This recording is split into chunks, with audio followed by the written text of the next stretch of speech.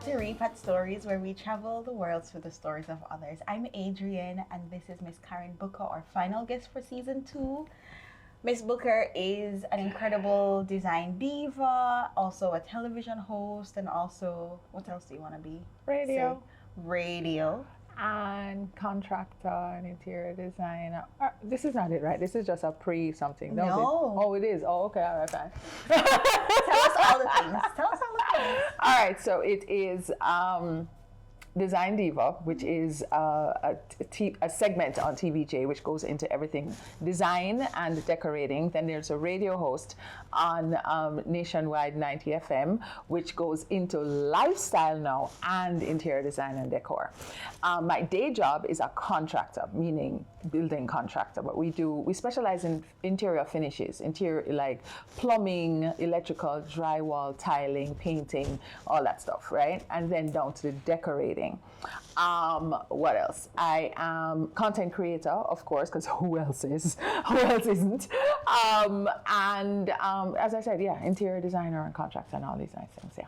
Mm-hmm. Okay, you heard it. Uh-huh. So, as you know, our show takes the format of 3 segments. We Yes. have home, away, and then home again. Mm-hmm. So please tell us what it was like growing up in Jamaica. Okay. My childhood was interesting. I am from a mother who is a single mom. My parents, Hyacinth Sims and James Sims, come from, my mother came from Hanover, my father came from St. Elizabeth.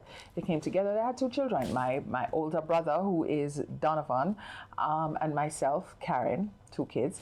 And their marriage didn't really last too long because my father decided that he did not want to have the benefit of us wonderful children growing up with him. So he left really early.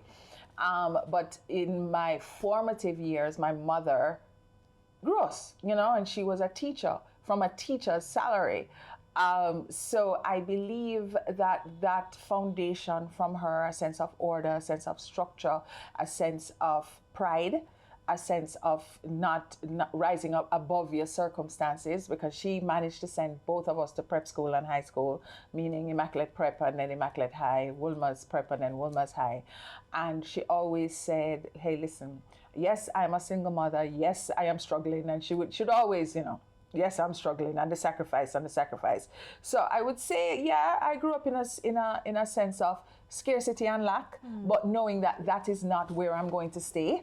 That is my jumping off point to where I will be, and even when I get to that point, yes, I still have to achieve more, So I went to Immaculate Prep from my mother, who was on teacher's salary.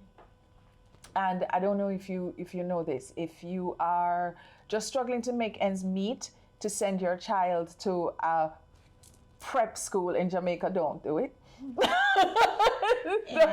Don't do it, because the education and the experience, the journey doesn't just stop at going to school. Right. You know what I'm saying? It is the trips, the excursions, the outings, and everything that happens on the weekend and an Easter break and so on, which you're like, my mother can't afford to send me on the night course. There's more. Exactly. It's not just the school fee.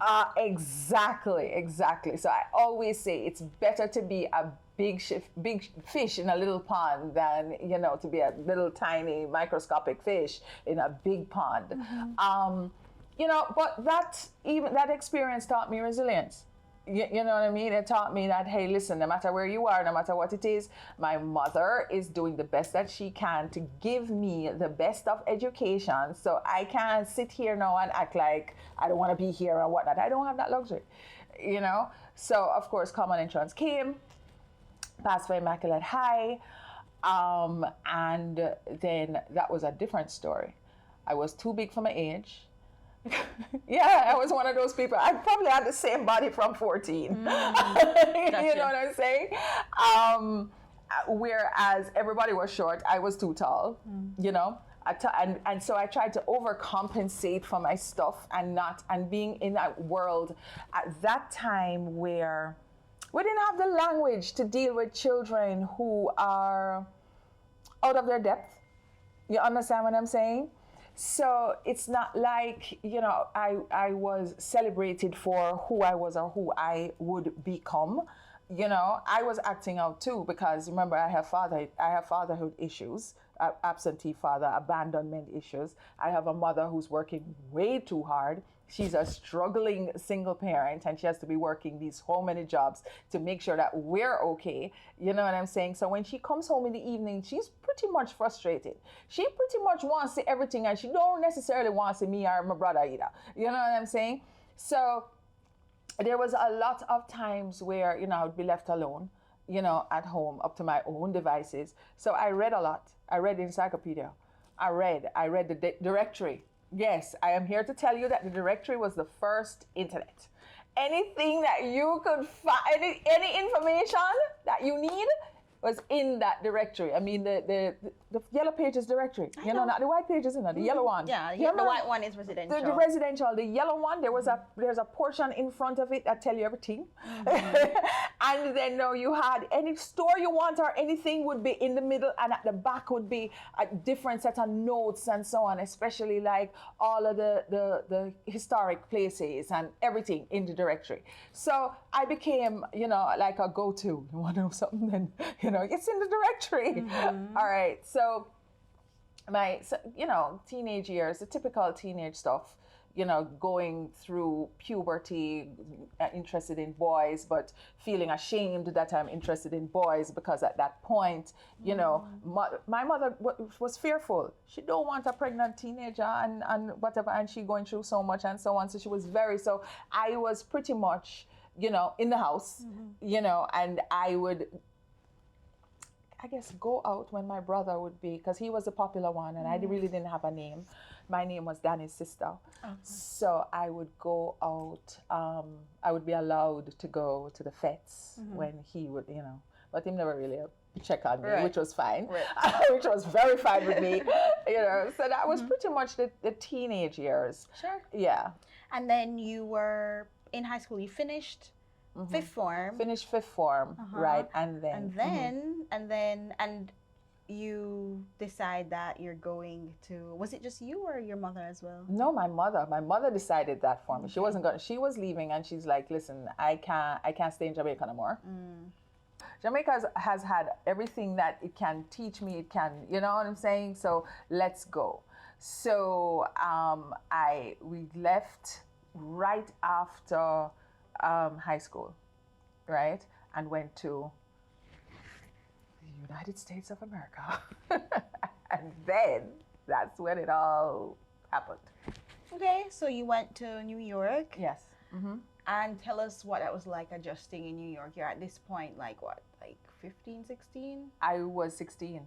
Yeah, I was 16. And so what do? You come off with your mother? Is it roses and petals, or is it like, what's the reality for you? I don't know what the reality is for people now who leave Jamaica and go up. We say, you go up, but it was not good.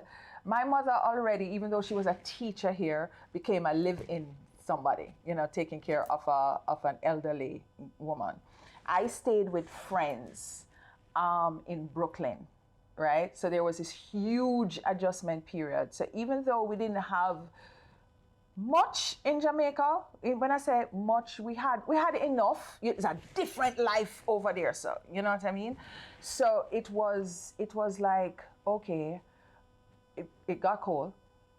You know what I mean? Like really cold. It's not like Stony Hill cold or Mandeville cold. We're talking about cold.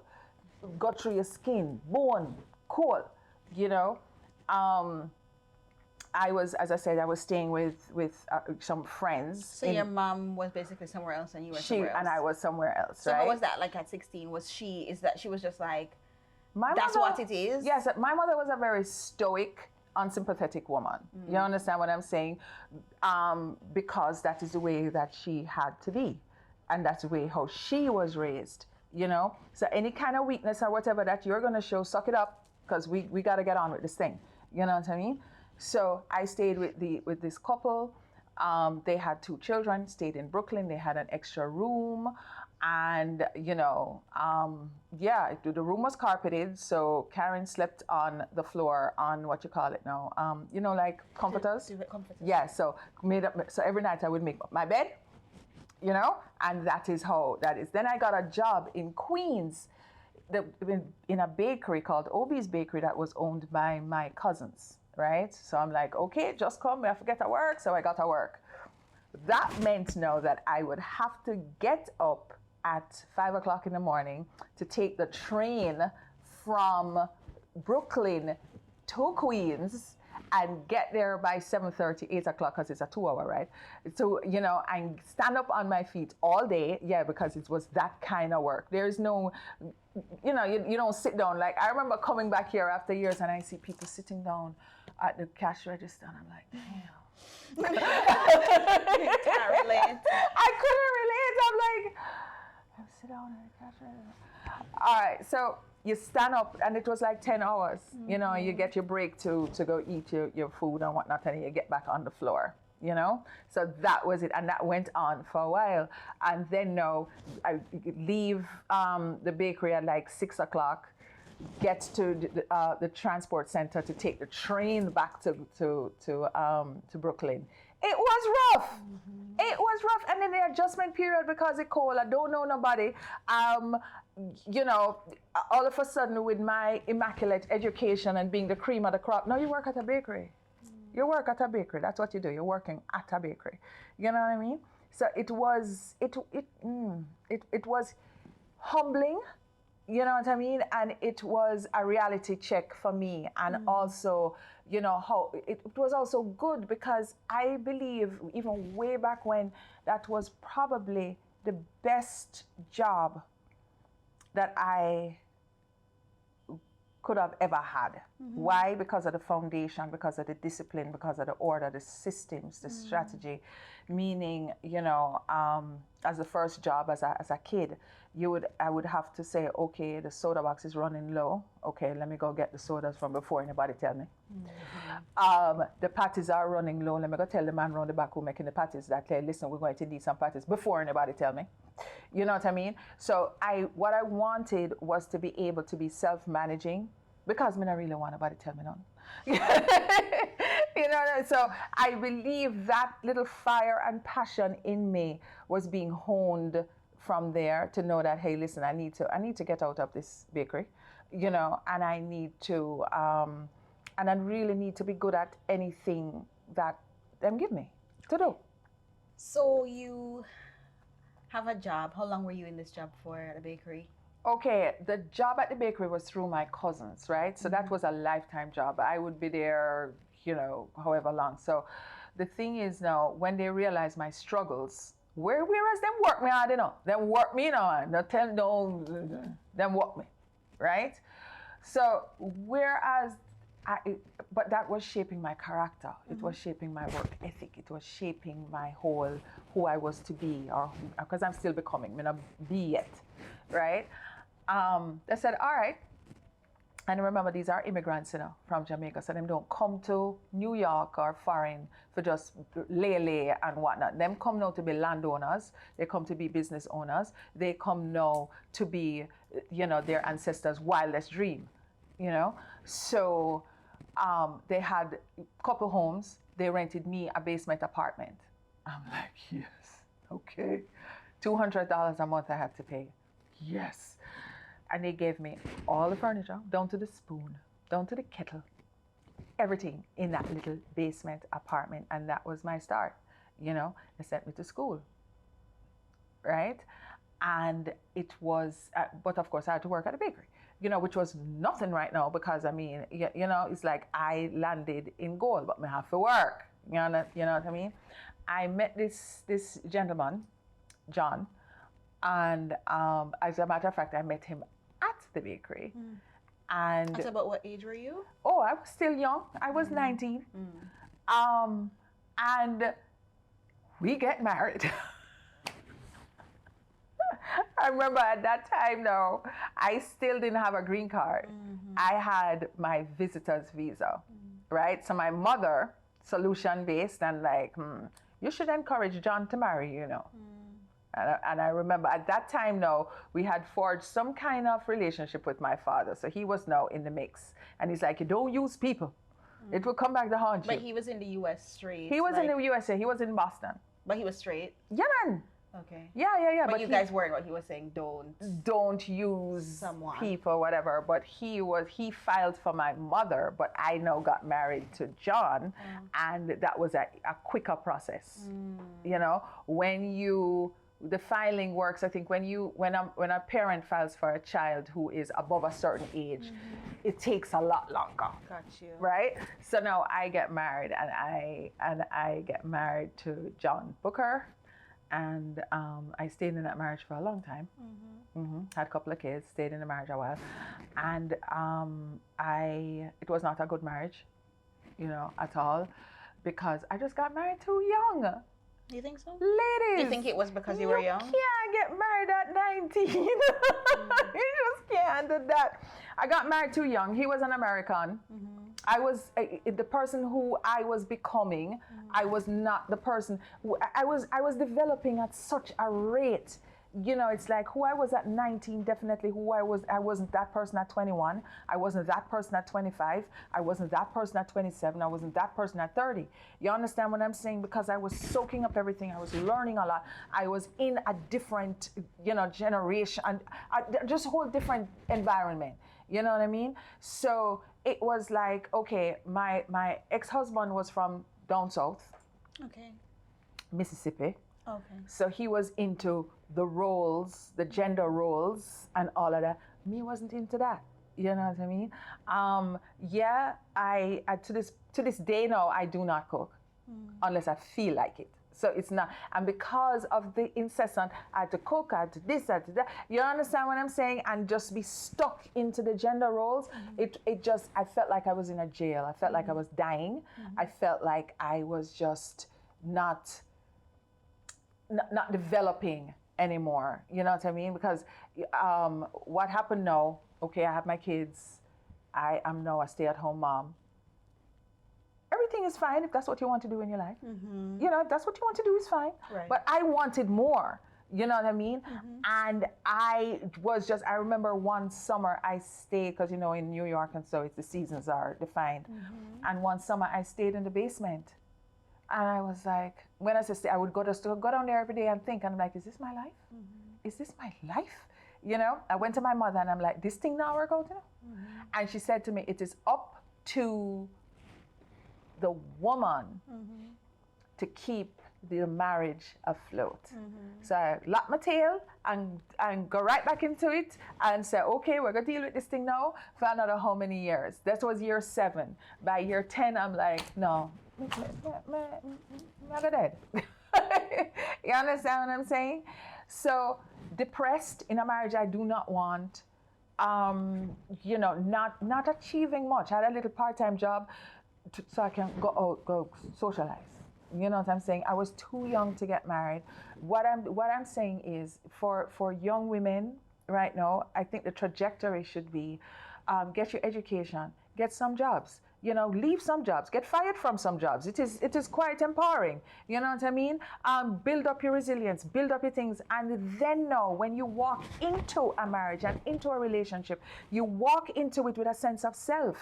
You know, remember, you know, I got married with already abandonment and trauma issues from my father and from a mother who was just, you know, out of her mind in how am I gonna care for these 2 children who, you know, are an extension of me and all of that. You know what I mean? So getting married without a proper sense of self, without proper self-esteem, without self-worth, not a good thing. Because now you become an extension to somebody who's going to tell you who you are, as opposed to you coming into it with a firm belief of who you are. You know what I mean?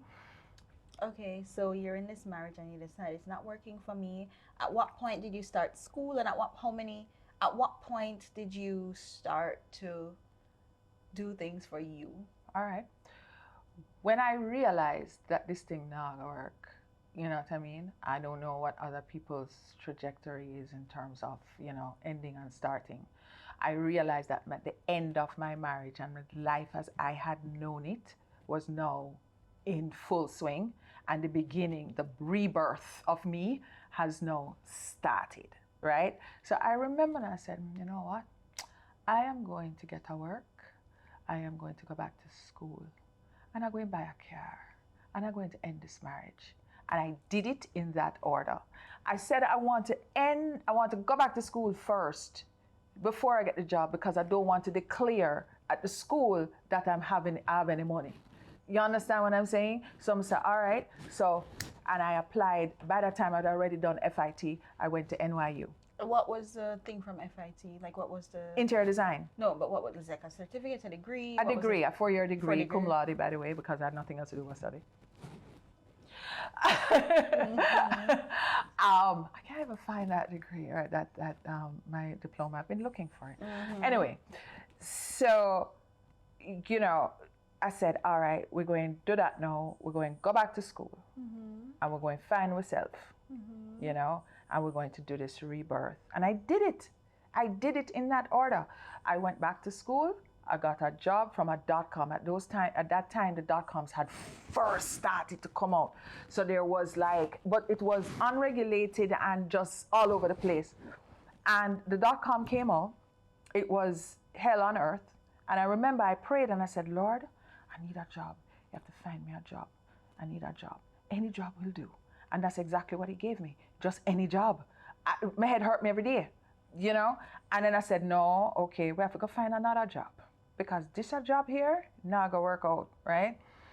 And I got another job at this place called Streamline Films, and we dealt with, and this was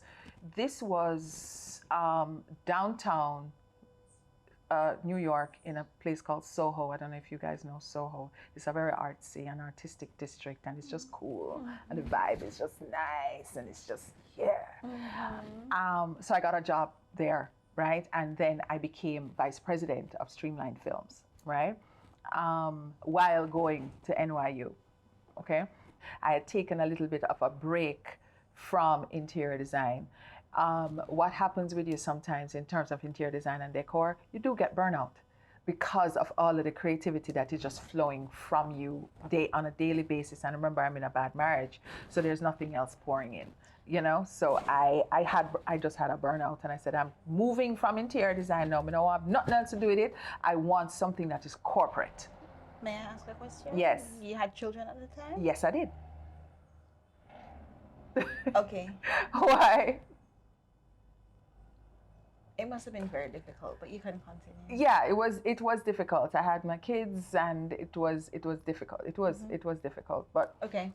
All right. So I go down to, you know, doing very well at Streamline Films, and guess what happens now? 9/11. 9/11 happens, and all of downtown is condemned. Right?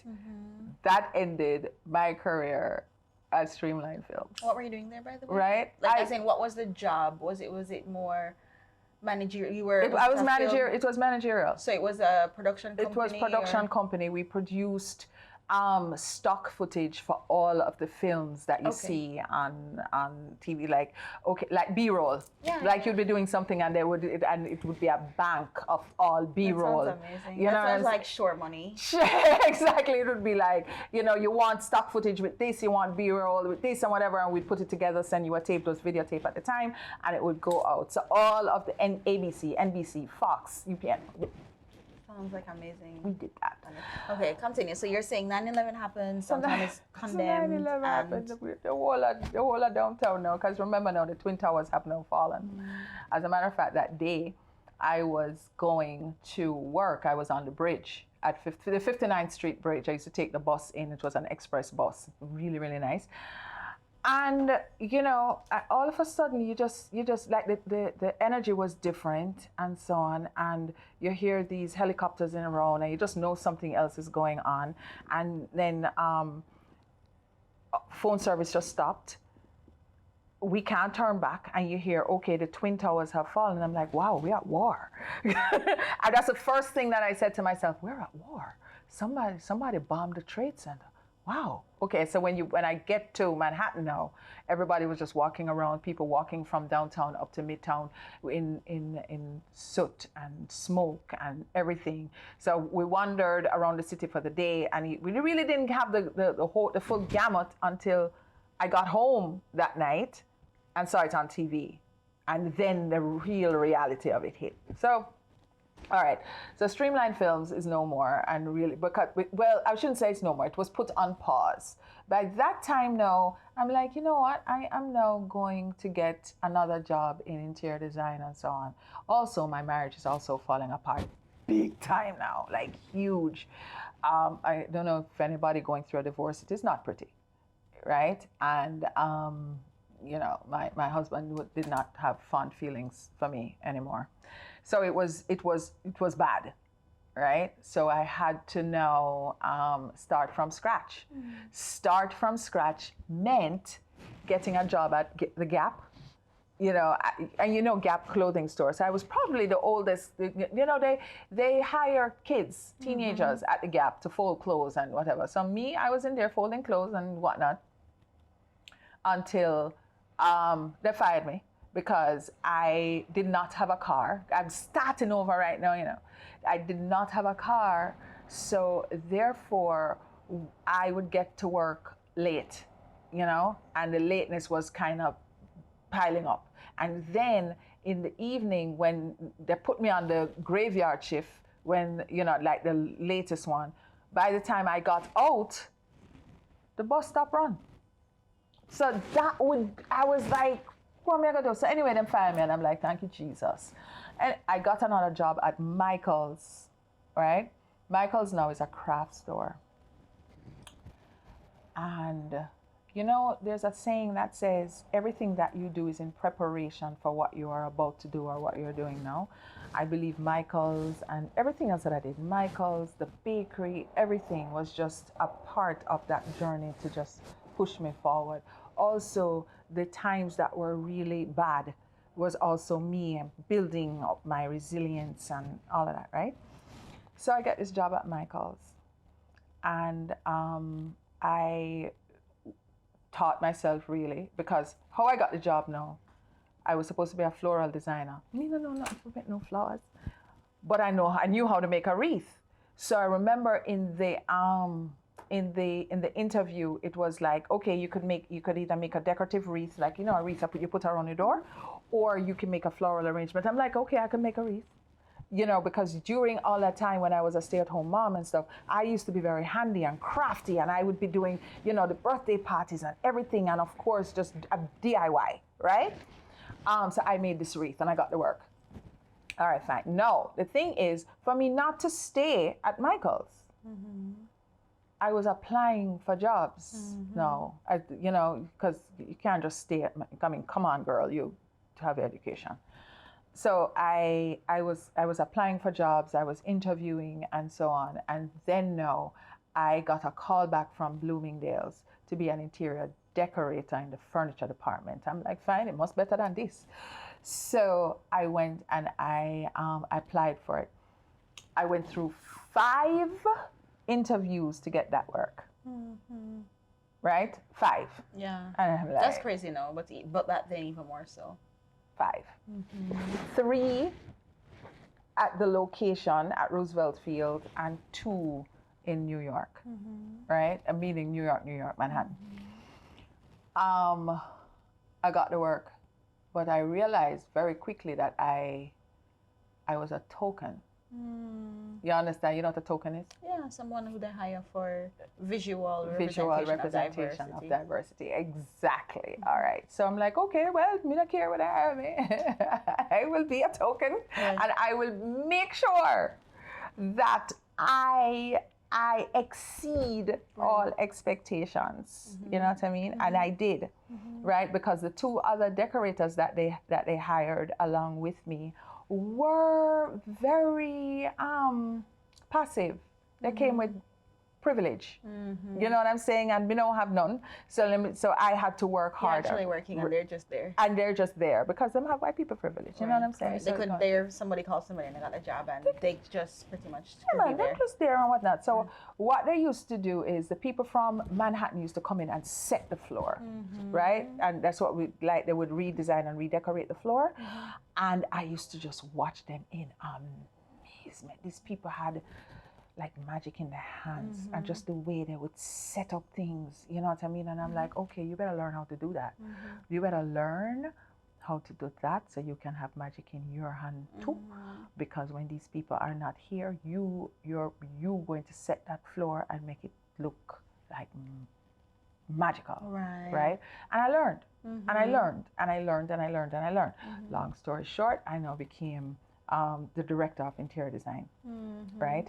And it was possibly one of the best periods in my life, you know, because I was able to break down a whole heap of barriers, whole heap.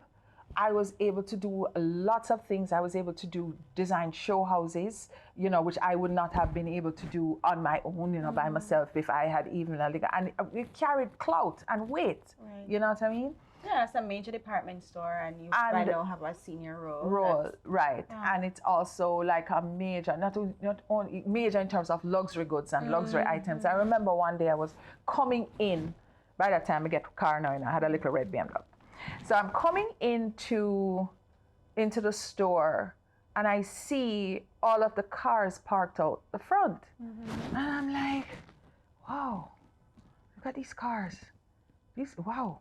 We're talking about like Rolls and Bentleys and high-end cars and so on. I had a little 5-engine red BMW, which was, you know, and only to find out those were my clients who used to come in every day and ball down every price and everything. You understand what I'm saying? And then when you looked at their cars, it was like, this is a complete disconnect. But then again, I'm saying, but you know, I've been to their houses.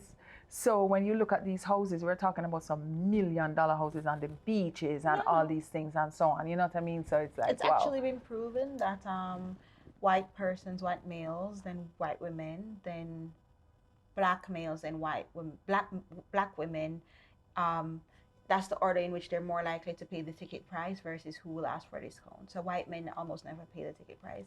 It's been studied. There's this book called by Malcolm Gladwell. Correct. Yeah. So you see the disconnect. You see the clients. You're there. You pull up. You see all these cars. Right.